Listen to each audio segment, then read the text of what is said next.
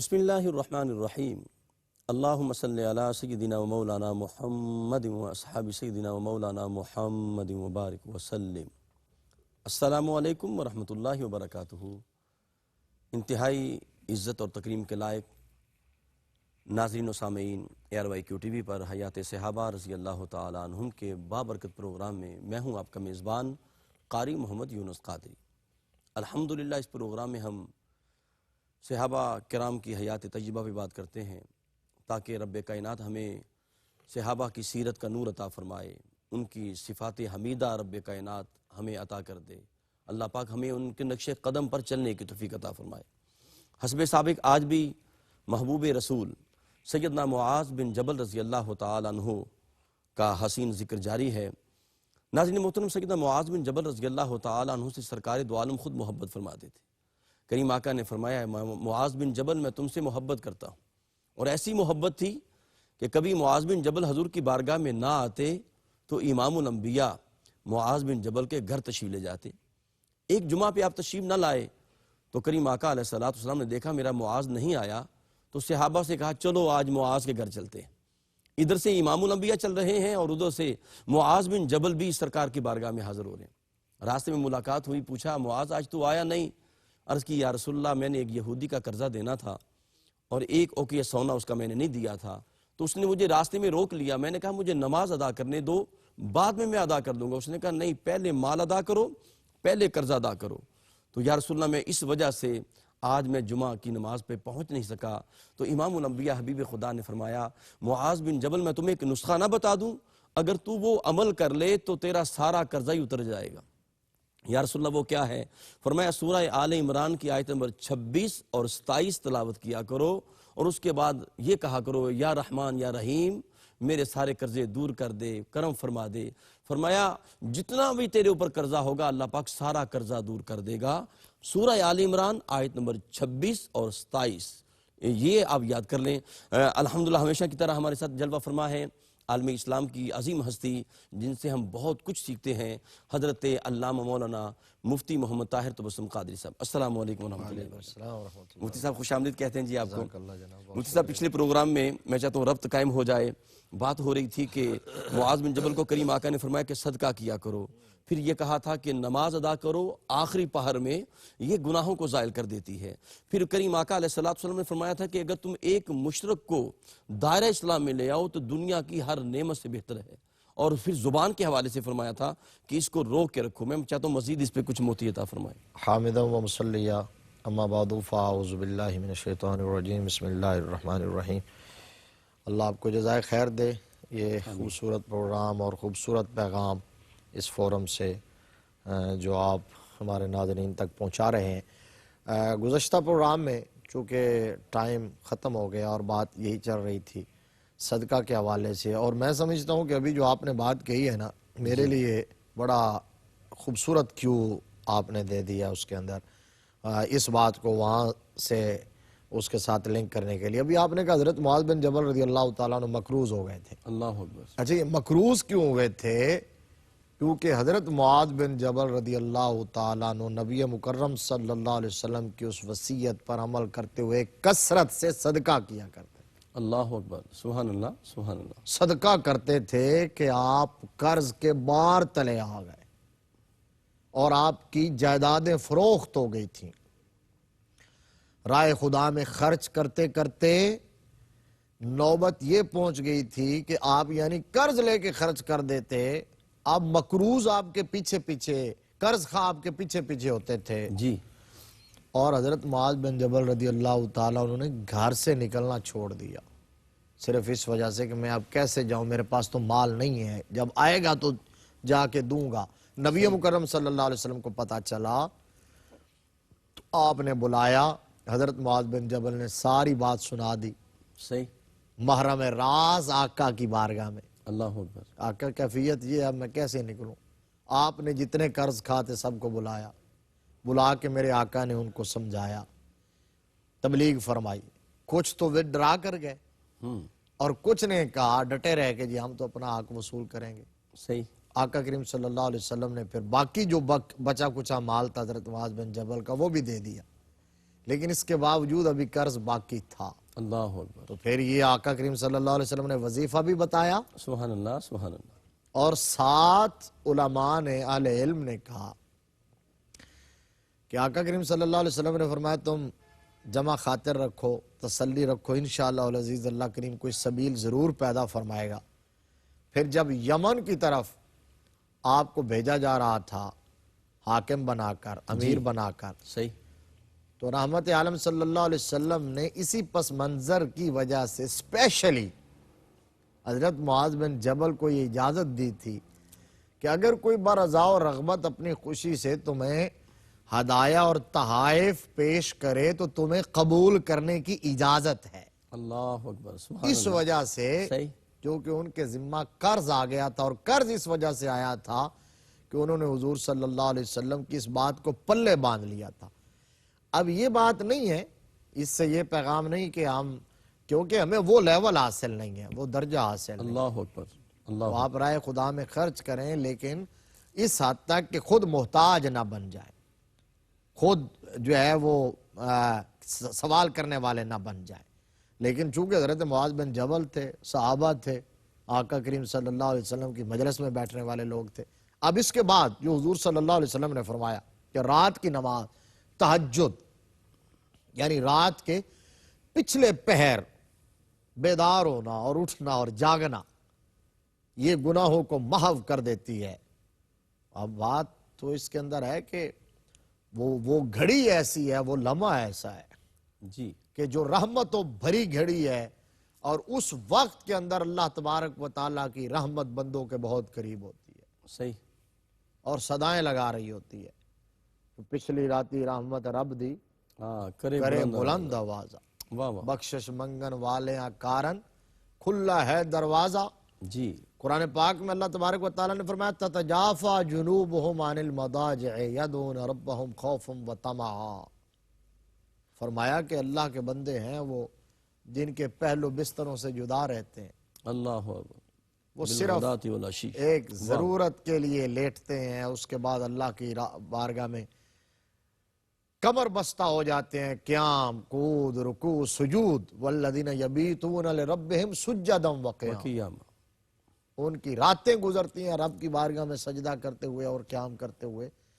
تو جب کوئی آداب سحر گیزی اپنا لیتا ہے, سحر خیزی, آداب سحر خیزی اپنا لیتا ہے, اس وقت کا جاگنا اور بیدار ہونا, تو وہ اسی قدر اللہ تبارک و تعالیٰ کی رحمتوں سے اپنی جھولیاں بھرتا ہے اور اپنا دامن بھرتا ہے. بے شک. اب اس کے اندر ہمارے لیے بہت بڑا سبق ہے, بہت بڑا پیغام موجود ہے. ہم نے تو اللہ تبارک و تعالیٰ کی جو بنایا ہوا نظام تھا, وضع خداوندی جو تھی, اس کو ہی الٹ کے رکھ دیا. کہ ہم اگر دیکھتے ہیں تو اللہ تبارک و تعالیٰ قرآن پاک میں فرماتا ہے کہ میں نے دن کو بنایا ہے کمائی کے لیے اور رات کو بنایا ہے آرام کے لیے. وَجَعَلْنَا اللَّيْلَ لِبَاسًا وَجَعَلْنَا النَّهَارَ مَعَاشًا. جی کہ دن کو تم کمائی کرو اور رات کو آرام کرو. اور پھر رات کے آرام میں یہ ہے کہ رات کو جلدی سو جانا یہ محبوب ہے اللہ رسول کو, اور صبح جلدی اٹھنا یہ محبوب ہے. یعنی جلدی سو جانا عشاء کی نماز کے بعد.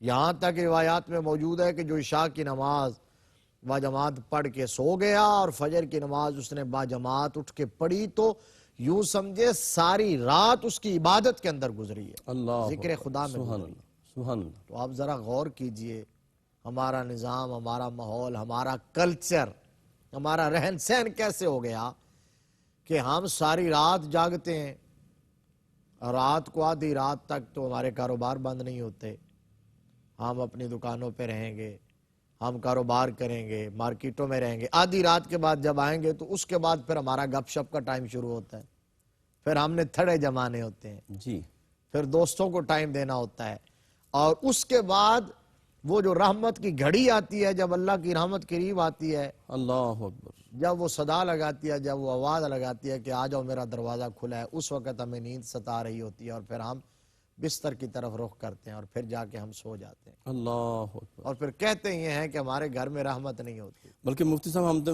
کریم آقا کے معمولات اگر ہم دیکھیں تو آپ ساری ساری رات کھڑے رہتے تھے, پاؤں مبارک متورم ہو جاتے, جب لوگ پوچھتے تو آپ فرماتے افلا اکون عبدا شکورا. قرآن پاک کی آیت نازل ہوئی, قُمِ اللَّيْلَ إِلَّا قَلِيلًا. بے شک محبوب قیام بھی کیا کر لیکن آرام بھی فرما آرام لے۔ اللہ اور طٰہٰ مَا أَنزَلْنَا عَلَيْكَ الْقُرْآنَ لِتَشْقَىٰ، اللہ محبوب قرآن اس لیے تھوڑا ہی نازل کیا تھا کہ آپ اس کی تلاوت میں قیام کے اندر یوں کھڑے ہوں کہ مشقت میں مبتلا ہو جائے۔ تو نبی مکرم صلی اللہ علیہ وآلہ وسلم نے عملاً بھی ایسا کر کے دکھایا، حالانکہ حضور صلی اللہ علیہ وسلم سے بڑھ کر اللہ کا پیارا اور محبوب کون ہے؟ اور پھر اپنے غلاموں کو، اپنے صحابہ کو بھی تلقین فرمائی۔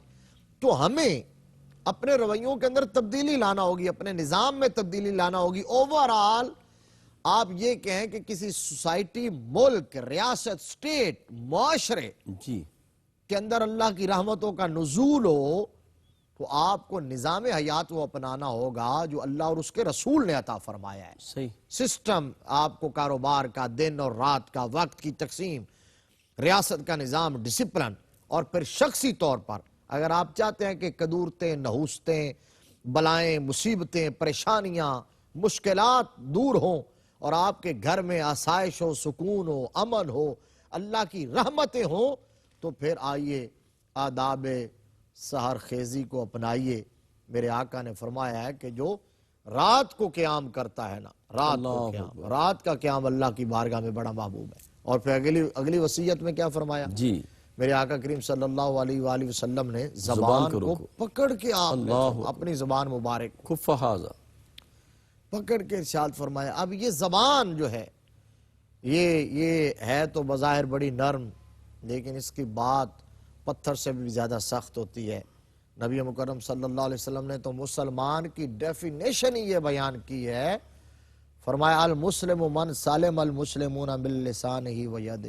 اللہ اکبر، سبحان اللہ۔ مسلمان ہے ہی وہ جس کی زبان سے اور اس کے ہاتھ سے دوسرے مسلمان محفوظ رہیں۔ بے شک تو کیا ایسا ہے ہم اپنے آپ کو مسلمان سمجھتے ہیں؟ ہمارے ہاتھ کی زد سے یا زبان، کم از کم ہاتھ کی زد میں تو شاید کوئی آتا ہے کہ نہیں آتا، زبان کی زد میں آسانی سے آ جاتے ہیں، تو ہماری زبان کی زد سے ہمارے مسلمان بھائی محفوظ ہیں؟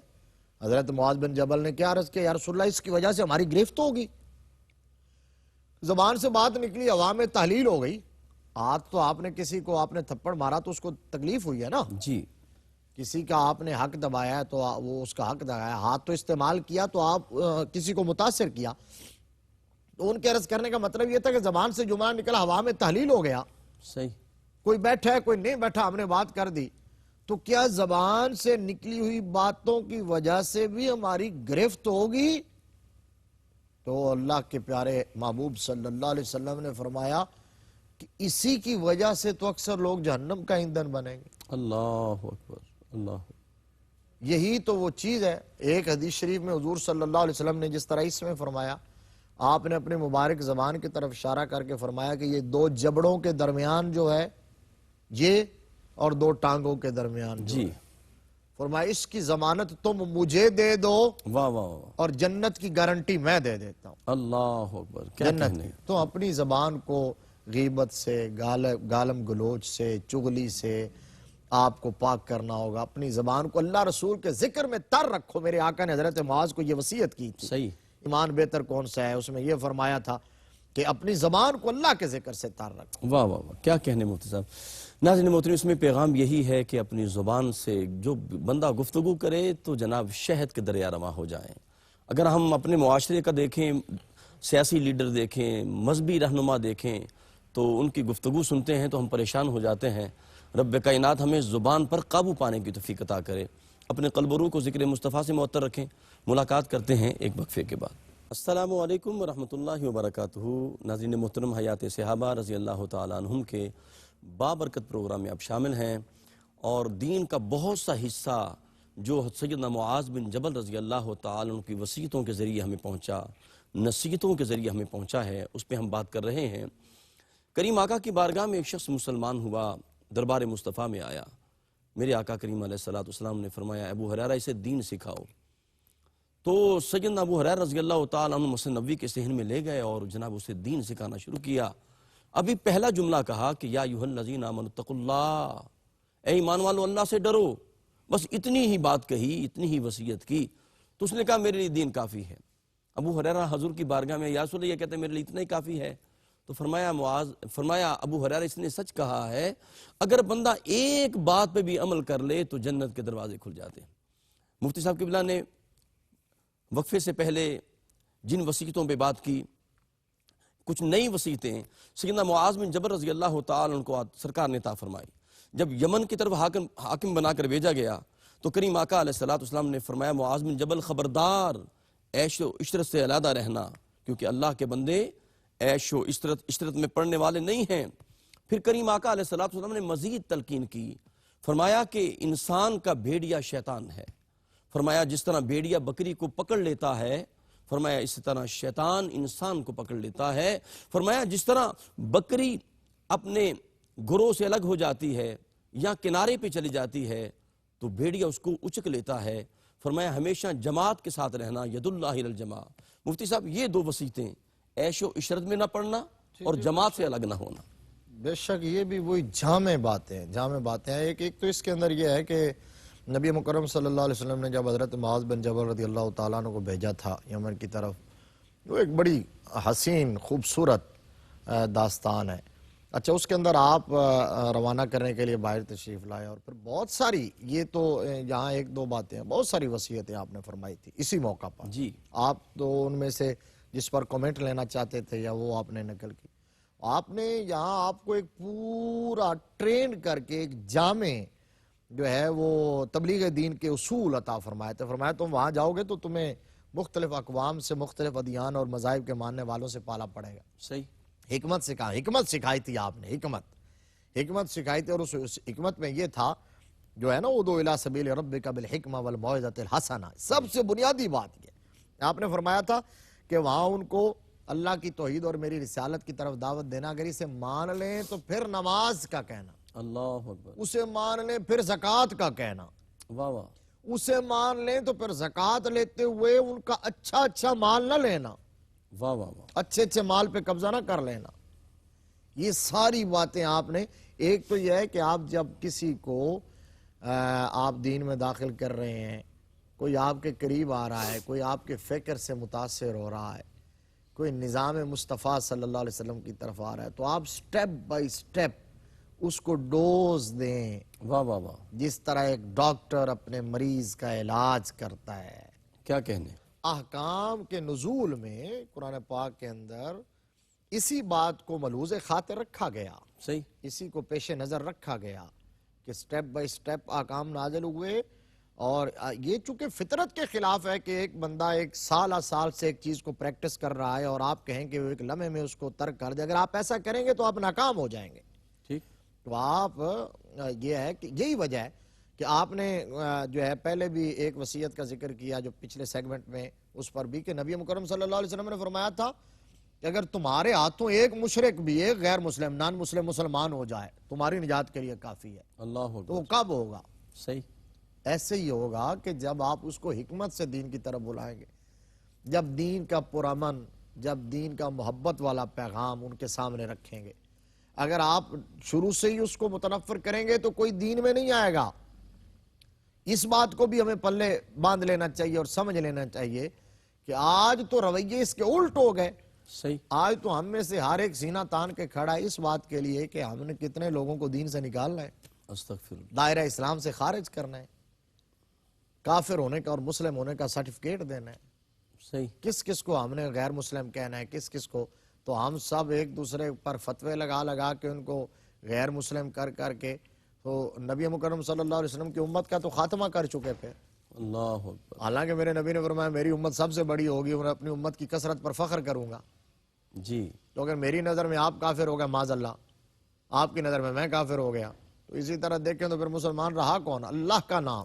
صحیح، لوگوں کو کافر نہ بنائیں، کوشش کریں کہ کوئی آپ کے ہاتھوں مسلمان بن جائے۔ ہائے ہائے، مفتی صاحب قبلہ المیہ یہ ہے کہ ایک شخص جس نے ساری زندگی تعلیم پر گزار دی، علم کے سکھانے پر گزار دی، قال رسول اللہ پہ گزار دی، میں نے دیکھا ہے اپنے معاشرے میں المیہ دیکھا ہے کہ اس کی زندگی کے طویل حصہ 40 سال 50 سال کا ہوتا ہے، اگر کوئی چھوٹی سی غلطی ہو گئی تو جناب اسے اٹھا کے باہر نکال دیا، اس کو یہ المیہ ہے۔ یہ بہت بڑا المیہ ہے، اور میں سمجھتا ہوں کہ یہ انتہا پسندی جو ہمارے معاشرے اور سوسائٹی کے اندر پنپ رہی ہے، اس کی حوصلہ شکنی کرنا ہوگی۔ دیکھیے اس بات کو ہمیں کنسیڈر کرنا ہوگا، ایڈمٹ کرنا ہوگا، یہ بات آپ تسلیم کر لیں کہ ہم سب انسان ہیں، کوئی عالم دین ہے تو وہ بھی انسان ہے، کوئی لیڈر ہے تو وہ بھی انسان ہے، اور انسان کی نیچر میں خطا ہے، جی تو غلطی اس سے سرزد ہو سکتی ہے۔ کامل اور اکمل ذات صرف اللہ کے پیارے محبوب صلی اللہ علیہ وسلم کی ہے۔ بے شک، معصوم عن الخطا انبیاء کی جماعت ہے، صحابہ اکرام اور آل بیت اطہار، وہ محفوظ ہیں۔ اس کے بعد ہر ایک سے غلطیاں بھی ہو سکتی ہیں۔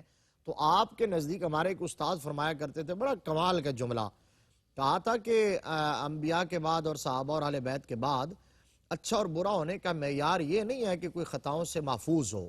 جی کہا کسی کے اچھا اور برا ہونے کا معیار یہ ہے کہ آپ اس کی اچھائیاں بھی دیکھیں اور برائیاں بھی، دونوں کی فہرست بنائیں۔ اگر اچھائیوں کی فہرست غالب ہے تو وہ اچھا ہے، جی صحیح۔ آپ یہ کہیں کہ خطاؤں سے محفوظ ہو۔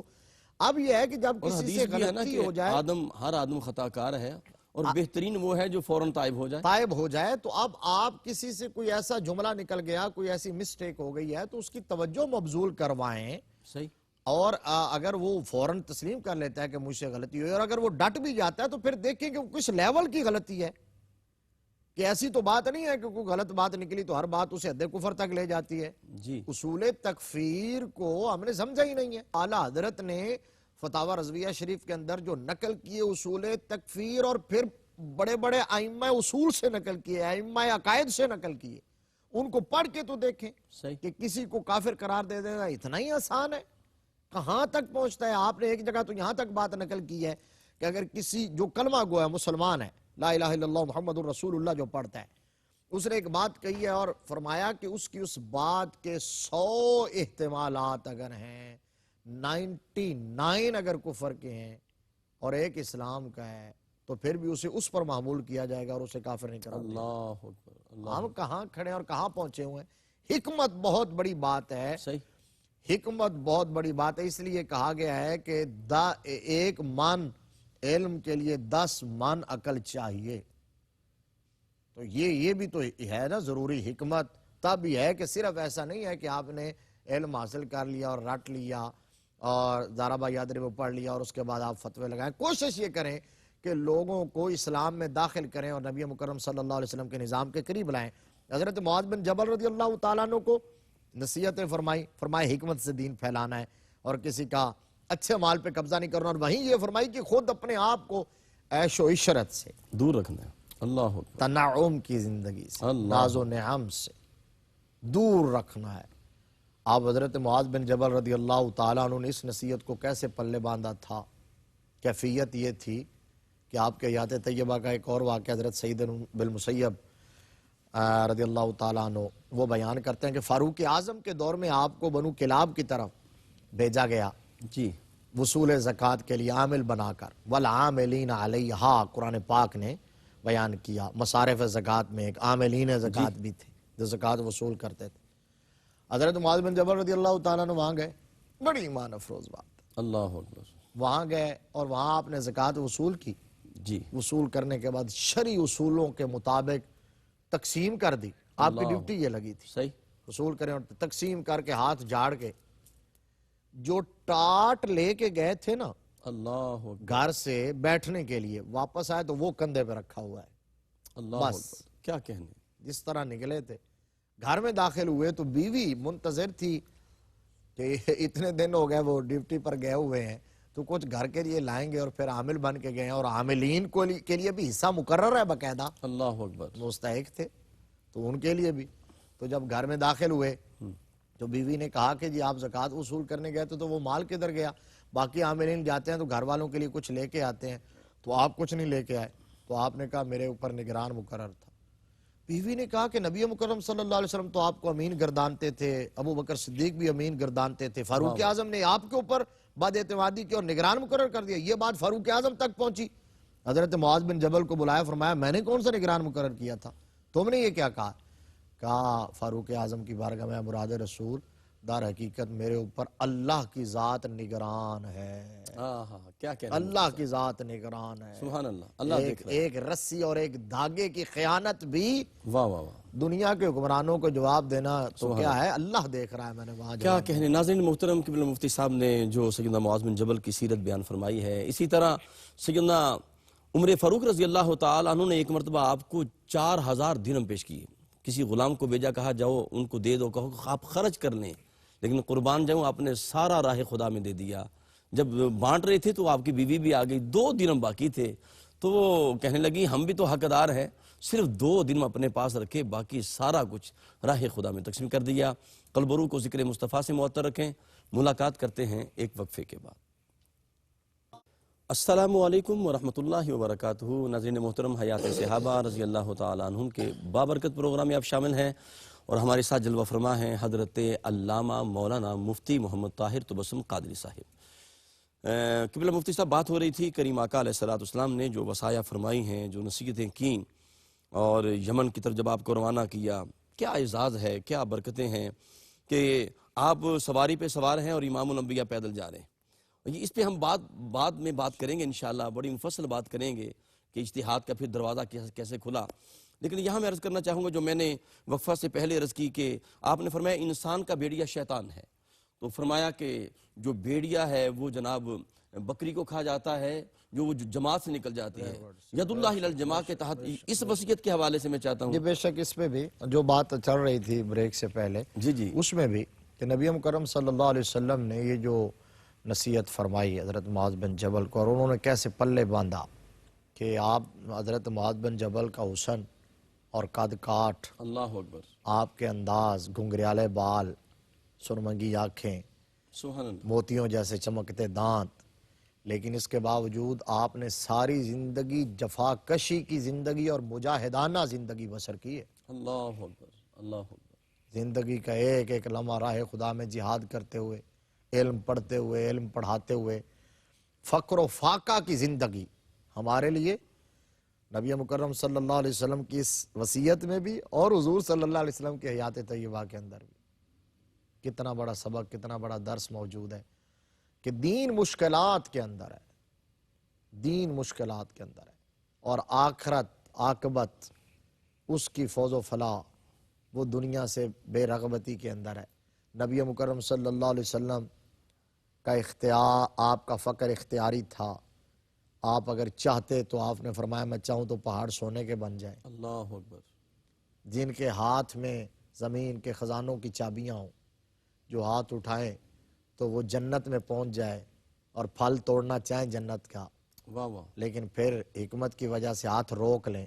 وہ چاہتے تو ڈیلی جنت سے ناشتہ الگ آتا اور دوپہر کا کھانا الگ آتا اور شام کا الگ آتا، توڑ کے رکھ دیتے صحابہ کے سامنے، لیکن اس کے باوجود اتنے اختیارات ہونے کے باوجود 3 دن کا کہ فاقے ہوتے ہیں، چولہا نہیں جلتا نبی مکرم صلی اللہ علیہ وسلم کے گھر میں۔ تو آپ جو دین کے خدام ہو، آپ ہر وقت ان کی نظر بنگلوں پہ رہے، لیکسس پہ رہے، لینڈ کروزروں پہ رہے، مرسیڈیز پہ رہے، جی، پراڈو گاڑیوں کے بارے میں سوچتے رہیں، 5 سٹار ہوٹلوں کے بارے میں سوچتے رہیں، ان کا خیال اسی طرف رہے، پھر ہمیں اپنے رویوں پر نظر ثانی کرنا ہوگی سب کو، خاص طور پر جو ہم دین کے دعوے دار ہیں اور ذمہ دار ہیں اور جو ہماری ڈیوٹی لگی ہوئی ہے۔ حضرت قاضی ایاز مالکی رحمۃ اللہ علیہ نے الشفاء بتعریف حقوق المصطفیٰ کے اندر ایک روایت نقل کی، حضرت عبداللہ بن مغفر رضی اللہ تعالیٰ عنہ حدیث کے راوی ہیں۔ نبی مکرم صلی اللہ علیہ وسلم کی بارگاہ میں ایک شخص آیا اور اس نے آ کے عرض کیا، یا رسول اللہ صلی اللہ علیہ وسلم میں آپ سے محبت کرتا ہوں۔ اللہ اکبر، سبحان تو اللہ، میرے نبی نے فرمایا انظر ماذا تقول، دیکھ کیا کہہ رہا ہے، اللہ اکبر، غور کر، چھوٹی بات نہیں کہہ رہا، غور کر۔ انہوں نے پھر عرض کیا کہ میں محبت کرتا ہوں، فرمایا انظر ماذا تقول، پھر عرض کیا میں محبت کرتا ہوں، تیسری دفعہ بھی آقا کریم صلی اللہ علیہ وسلم نے یہ فرمایا۔ جب 3 دفعہ جواب میں یہ فرمایا نا، وہ سمجھ گیا اور تھرا گئے اور بیٹھ گئے۔ اب میرے آقا نے فرمایا فَإِنَّ الْفَقْرَ أَسْرَعُ إِلَى مَنْ يُحِبُّنِي مِنَ السَّيْلِ إِلَى مُنْتَهَا، اللہ اکبر، فرمایا مجھ سے محبت کا دعویٰ کرنا آسان ہے، نبھانا مشکل ہے۔ جی جی، فرمایا جو مجھ سے محبت کرتا ہے، فقر اس کی طرف اس تیزی سے بڑھتا ہے جس تیزی سے منہ زور سیلاب اپنی منزل کی طرف بھی نہیں بڑھتا، فقر اس سے بھی زیادہ تیزی کے ساتھ بڑھتا۔ اللہ اکبر، اب اللہ ہم میں سے ہر ایک محبت کا دعویٰ کرتا رہے اور ہمارا لائف سٹائل شاہانہ ہو، صحیح، یا نہ ہو تو ہم کم از کم اس کے متمنی ہوں، تو اس کے لیے ہمیں غور و فکر کرنا ہوگا، غور کرنا ہوگا۔ حضرت معاذ بن جبل رضی اللہ تعالیٰ عنہ کو میرے آقا نے یہ نصیحت فرمائی، تو جب ٹائم ملا، موقع ملا تو بیان کریں گے کہ آپ میدان جہاد میں کس طرح مچلتے تھے اور تڑپتے تھے، اللہ اکبر۔ اور کیا آپ نے زیب تن کیا ہوتا تھا، اور کیا آپ تناول فرمایا کرتے تھے۔ اور مفتی پھر صاحب، جس اگلے رات قبلہ آپ کی اجازت سے کہ جس رات کریم آقا کا وصال پاک ہوا، اس رات بھی تیل کسی سے ادھار مانگا گیا چراغ جلانے کے لیے، یہ امام الانبیاء کی سیرت مبارکہ۔ اور جو بات آپ نے ریپیٹ کی ہے وہ وصیت، اس کے اندر اتنا بڑا پیغام جو آقا کریم صلی اللہ علیہ وآلہ وسلم نے فرمایا کہ جماعت کے ساتھ رہو، صحیح، اجتماع میں رہو، مل جل کے رہو، معاشرے کے اندر رہو، کیونکہ شیطان بھیڑیا ہے انسان کا، اللہ اکبر، مسلمان کا، تو وہ بھیڑیا تعاقب میں رہتا ہے کہ یہ کب بچھڑتا ہے ریوڑ سے۔ جس طرح بکری ریوڑ سے بچھڑے تو بھیڑیا فوراً اچک لیتا، اٹھا کے لے جاتا ہے اور چیر پھاڑ کر دیتا ہے۔ تو فرمایا اسی طرح شیطان تعاقب میں ہے کہ کب یہ تنہائی میں آئے تو میں اس پر حملہ کروں، کب اسے ورغلاؤں، وسوسے ڈالوں، اندیشے ڈالوں، اسے سرکشی کی طرف مائل کر دوں، گناہوں کے راستے پر چلا دوں۔ اور ایسا ہی ہوتا ہے، جو بندہ اکیلا بیٹھا ہو، تنہائی میں بیٹھا ہو، وہ وسوسوں کا زیادہ شکار ہوگا، اندیشوں کا زیادہ شکار ہوگا، غلط باتوں کی طرف۔ میرے آقا کریم صلی اللہ علیہ وسلم نے فرمایا جو بندہ ایک بیٹھا ہو اکیلا، دوسرا اس کے ساتھ شیطان ہے، اللہ اکبر، دو بیٹھے ہوں تو تیسرا شیطان ہے، فرمایا جب تین بیٹھے ہوں تو یہ جماعت ہے۔ اللہ اکبر، سبحان اللہ، سبحان اللہ، ید اللہ علی الجماع، فرمایا یہ جماعت ہے، ید اللہ علی الجماع۔ اب یہ جماعت ہوگی تو جماعت پر اللہ کا دست قدرت ہوتا ہے، جی، جماعت پر۔ اور فرمایا علیکم بالجماع فمن شذ شذ فی النار، فرمایا جماعت کے ساتھ رہنا، جو جماعت سے الگ ہوا تو فمن شذ شذ فی النار، وہ جہنم میں گیا۔ اب اس کے اندر اچھا دونوں، مفتی صاحب، یہ بھی بڑی ایک حکمت ہے کہ دین جو ہے نا اسلام، اردو میں، انگلش میں، کسی زبان میں جو جمع ہے وہ دو سے شروع ہوتی ہے، جی اور عربی میں جناب وہ تین سے شروع ہوتی ہے، تین سے جمع، واحد تثنیہ اور اس کے بعد پھر جمع ہے، جی ہاں بالکل، کم از کم جمع کے تین فرد ہیں۔ تین فرد ہے، تو واہ، یہ ہے کہ جماعت، تو جماعت کے ساتھ رہیں، لوگوں میں مل کے رہیں، لوگوں کے ساتھ رہیں، شیطان کے حملوں سے محفوظ رہیں گے دونوں حوالوں سے، پریکٹیکلی عمل کے حوالے سے بھی، جو میں نے حدیث شریف ابھی بیان کر دی ہے کہ اگر آپ ایک سائیڈ پہ تنہائی کے اندر جائیں گے تو آپ شیطان حملہ آور ہوگا، وسوسوں کا شکار ہوں گے، اندیشوں کا، اس کا آسان شکار تارنے والا اس کے لیے ثابت ہوں گے، پھر وہ آپ کو غلط راہ پہ چلائے گا۔ اور دوسرا عقائد کے حوالے سے جو یہاں یہ کہا گیا کہ من شذ شذ فی النار، جی، تو ہر دور میں آل حق کی ایک جماعت ہوتی ہے، ہر دور میں، اور جو بڑی جماعت ہے اسی پر اللہ کا دست قدرت ہے، حق بڑی جماعت میں ہی ہوتا ہے، صحیح، تو جو اس سے نکلے گا وہ جہنم کے راستے پر چلے گا۔ لہذا آپ جماعت پر چلیں، جماعت کے ساتھ رہیں، اجتماعیت میں رہیں، معاشرے میں رہیں، لوگوں میں مل جل کے رہیں، کسی سے دین سیکھیں اور کسی کو دین سکھلائیں، واہ واہ، جماعت میں۔ اور حلقے کی بات سنن دارمی شریف کے اندر وہ روایت موجود ہے۔ اب لوگ یہ ہے کہ تنہائی میں آپ چلے جائیں، وہ لیول جب آپ کو مل جائے، اللہ وہ مقام مل جائے کہ جہاں آپ کو خلوت ناگزیر ہے واہ واہ، اپنے رب کے ساتھ، ربط اور تعلق کے لیے مخلوق سے، تو وہ خلوت تو بہت محبوب ہے، وہ تو وہ مقام مقام بہت اونچا ہے کہ بہت ہر اونچا تمنا دل سے رخصت ہو گئی، سبحان اب تو آجا، اب تو آجا، کہ اب تو خلوت ہو گئی۔ خلوت ہو اللہ گئی۔ کرے وہ مقام رب کائنات ہمیں دے دے۔ یہ تو نبی مکرم صلی اللہ علیہ وسلم کو اور آپ کے خاص غلاموں کو حاصل ہے، واہ واہ، اس کے لیے تو متلاشی رہیں، پہلے جماعت میں رہ کے اپنی تربیت کریں، تزکیہ نفس کریں۔ وہ تو میرے آقا نے بھی فرمایا لی مع اللہ وقت، صحیح، میرا اپنے رب کے ساتھ ایک ایسا وقت ہوتا ہے کہ اس میں میرے اور رب کے درمیان دوسرا کوئی حائل نہیں ہوتا۔ وگرنہ یہ ہے کہ آقا کریم صلی اللہ علیہ وسلم نے اس سے بڑی مثال کیا ہو سکتی ہے کہ فرمایا شیطان انسان کے ساتھ ایسے رہتا ہے جیسے اس کی رگوں میں خون دوڑتا ہے، صحیح، جیسے اس کی ان الشیطان یجری من الانسان مجری الدم، جی ان الشیطان یجری من الانسان مجری الدم، صحیح، شیطان انسان کے ساتھ ایسے ہے جیسے اس کی رگوں میں خون دوڑ رہا ہے، اللہ اکبر، یعنی یوں ساتھ ہے ہر وقت۔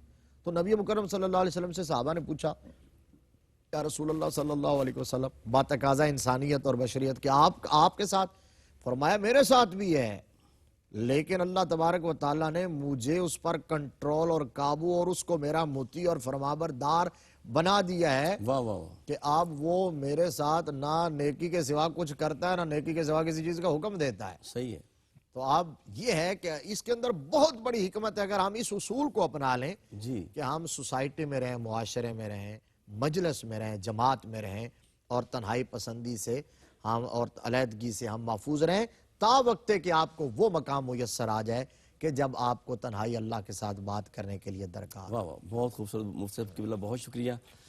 ناظرین محترم، مفتی صاحب قبلہ نے جو موتی عطا فرمائے، جو سیدنا معاذ بن جبل رضی اللہ تعالیٰ عنہ کو سرکار نے دیے، وہ جناب ہم تک پہنچے اور ہم نے حیات صحابہ پروگرام کے ذریعے آپ تک پہنچائے ہیں۔ میں نے انٹرو میں ایک وظیفہ آپ کو بتایا تھا اور ایکسٹرو میں بھی ایک وظیفہ آپ کو بتا رہا ہوں۔ سیدنا معاذ بن جبل رضی اللہ تعالیٰ عنہ دروازہ مصطفیٰ پہ کھڑے ہوئے تو کریم آقا باہر تشریف لائے۔ امام الانبیاء حبیب خدا صلی اللہ علیہ وسلم نے فرمایا کہ معاذ میں تمہیں جنت کا دروازہ نہ بتاؤں کہ جنت میں دخول کیسے ہونا ہے؟ یا رسول اللہ بتا دیں۔ فرمایا لا حول ولا قوت الا باللہ العلی العظیم پڑھا کرو۔ فرمایا اس کی کثرت رکھو۔ فرمایا اگر تم اس کو وظیفے میں لے آؤ گے، اس کو پڑھو گے تو 99 مصیبتیں تیری دور ہو جائیں گی، 99 مصیبتیں دور ہو جائیں گی، اور اس میں سب سے چھوٹی مصیبت ناظرین محترم جو ہے، میرے آقا نے فرمایا وہ ہم ہے، غم ہے۔ سب سے چھوٹی مصیبت غم کی ہے، وہ دور ہو جائے گی۔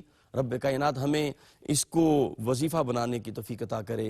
اور وہ وظیفہ جو میں نے پہلے آپ کو بتایا، اگر فقر کو دور کرنا ہے، قرضہ کو دور کرنا ہے، تو سورہ آل عمران کی آیت نمبر 26 اور 27 آپ تلاوت کریں تو رب کائنات اس کی برکت سے قرضہ بھی دور کر دے گا۔ اپنے میزبان قاری محمد یونس قادری کو اجازت دیجیے۔ السلام علیکم ورحمۃ اللہ وبرکاتہ۔